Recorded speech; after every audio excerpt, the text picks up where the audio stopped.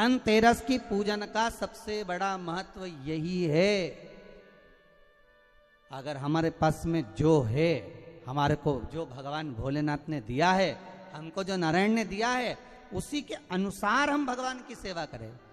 धनतेरस ये नहीं कहती कि आपके पास में कुछ नहीं है तो आप कर्जा कर कर चांदी के बर्तन खरीद के लाओ। धनतेरस ये नहीं कहती कि आपके पास में कुछ नहीं है तो कर्जा कर कर आप सोने की अंगूठी बनवा कर लाओ। धनतेरस ये नहीं कहती कि आपके पास में कुछ नहीं है तो कुछ घर का ही सामान बेचकर हम दूसरी सामग्री लेकर जाए। नहीं नहीं नहीं, धनतेरस कभी नहीं कहती। माता लक्ष्मी की कथा, धनवंतरी की कथा नहीं कहती कि आप कर्जा लेकर अपने घर में फ्रिज लाएं, वॉशिंग मशीन लाएं, या सामान लाएं, या कपड़े लाएं, या वस्त्र लाएं, या आभूषण लाएं।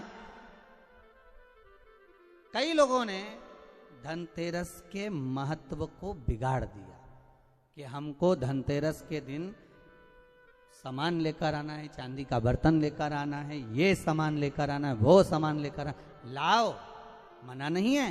धनतेरस का दिन ही है, धनवंतरी का दिवस ही है। क्योंकि धनवंतरी देव जब मंथन के समय पर प्रकट हुए थे,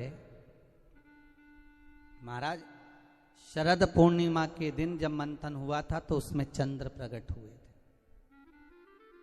मंथन का क्रम प्रारंभ हुआ, कार्तिक की द्वादशी के दिन जो मंथन हुआ उसमें कामधेनु गाय प्रकट हुई, और मंथन प्रकट हुआ।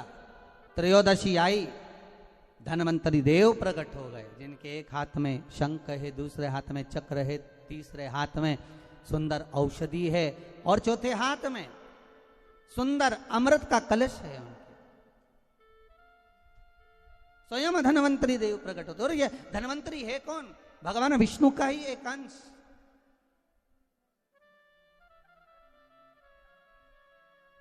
त्रयोदशी को धनवंतरी देव प्रकट हो गए। चतुर्दशी आई, मां कालका प्रकट हो गई।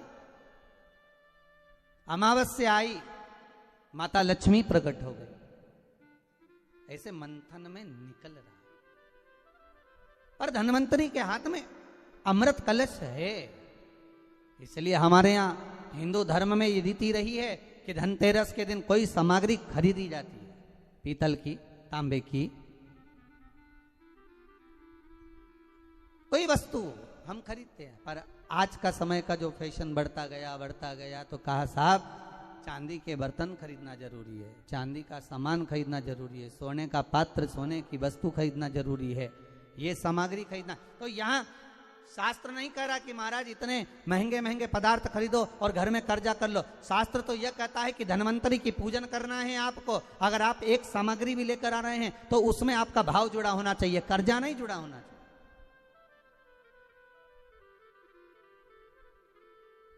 मेरा निवेदन रहेगा घर के बच्चों से भी, घर की माताओं से भी, घर की बहुओं से भी, घर की बेटियों से भी, आपके पिता, आपके घर के बुजुर्ग, आपके घर के बड़े, जिनकी जितनी सामर्थ्यता है और सामर्थ्यता के अनुसार अगर वो आपके यहाँ पर एक तांबे की एक प्लेट भी लाकर दे रहे हैं, तांबे का एक पात्र भी लाकर दे रहे हैं, एक छोटा सा वस्तु भी लाकर दे रहे हैं, तो आप समझना कि धनवंतरी देवता की कृपा हुई है और हमारे घर में आज ये वस्तु प्राप्त हुई है। हमारे घर में आज ये वस्तु आई है। उसी को आप स्वर्ण की मान ले, उसी को आप चांदी की मान ले और उसी का पूजन कर ले। लक्ष्मी और दरिद्रता देवी महाराज, ये दो अलग हैं, दोनों बहनें हैं। लक्ष्मी भगवान विष्णु के साथ में बिहा रही हैं, दरिद्रता दुसाह मुनि के साथ में बिहा रही हैं। शायद इसीलिए हमारे हिंदू धर्म के अंतर्गत माता लक्ष्मी का जहाँ पूजन होता है, माता लक्ष्मी की जहाँ आराधना होती है, वहाँ से दरिद्रता को बाहर निकाल दिया जाता है।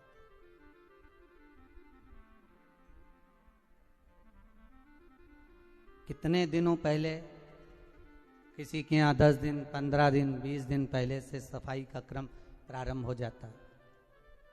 बार बार घर की झाड़ू लगाना, पुताई करना, सफाई करना, जो अटाला सामान है, बेकार सामग्री है, जो किसी काम की नहीं, उसको ले जाकर कहीं डाल देना, कहीं भेज देना। घर को सुरक्षित, साफ क्योंकि लक्ष्मी उसी घर में प्रवेश करती है जहां पर निर्मलता होती है। दरिद्रता वहीं प्रवेश करती है जहां आलस हो, बहुत सारा कबाड़ा जिसके यहाँ पड़ा हुआ हो, बहुत सारा फैलारा जहां पड़ा हुआ हो, झूठे बर्तन जहां पड़े हुए हों, झूठी सामग्री जहां पड़ी हुई हो, वहां पर दरिद्रता का प्रवेश हो जाता है, वहां दरिद्रता प्रवेश कर जाती। लक्ष्मी का स्मरण भगवान शिव कह रहे हैं, ख्याति ओ माता ख्याति, अगर आपको लक्ष्मी को देना है तो भगवान विष्णु को दीजिए। पर भगवान विष्णु को लक्ष्मी मिले, भगवान नारायण ने कहा मैं विवाह करने को तैयार हूं, लक्ष्मी से विवाह करूं, पर बात केवल इतनी सी है कि लक्ष्मी मेरे चरणों में रहे। आप सबसे एक निवेदन करूं, इस धनतेरस के माध्यम से जितने भी भारत भूमि के आप आस्था चैनल पर पूरे विश्व में जो कथा श्रवण कर रहे हैं, धनवंतरी पूजन की, धनतेरस पूजन की, शिव द्वारा लक्ष्मी जी को मार्ग बताना और धनतेरस के दिन प्रत्येक जीव के घर में माता लक्ष्मी का पूजन होना, प्रवेश करना। महाराज भगवान शिव स्वयं भगवान नारायण से कहते हैं कि आप लक्ष्मी को अपने चरणों में रखो। भगवान कहते हैं मैं रखने को तैयार हूं, पर लक्ष्मी मेरे चरणों में रहे, जहां मैं हूं वहां लक्ष्मी। महाराज आप सबसे निवेदन है, घर में जितनी निर्मलता रखोगे, स्वच्छता रखोगे, जितना घर को साफ रखोगे, उतनी ही लक्ष्मी आपके यहां प्रवेश करेगी। पर केवल घर की सफाई से काम नहीं चलेगा। शिव महापुराण की कथा कहती है घर की सफाई के साथ में मन की भी सफाई होना चाहिए। काम, लोभ, आसक्ति, वासना, तृष्णा, ये सब हमारे भीतर भरा हो और हम सोचें कि भगवान हमारे घर में प्रवेश कर जाए तो कैसे प्रवेश करेगा। वो कहते हैं ना, हमने आंगन नहीं बुआरा, कैसे आएंगे हरि, अब तक गंदा पड़ा है द्वारा, कैसे आएंगे हरि, कैसे आएंगे हरि, कैसे आएंगे हरि, अब तक गंदा पड़ा है द्वारा, कैसे आएंगे हरि। हम केवल घर की सफाई ना करें, हमारे भीतर जो अहंकार समाया हुआ है, हमारे भीतर जो काम समाया हुआ है, हमारे भीतर जो आसक्ति भरी हुई है, हमारे भीतर जो लोभ भरा हुआ है, तृष्णा भरी हुई है, वो हम उसको निकाल दें।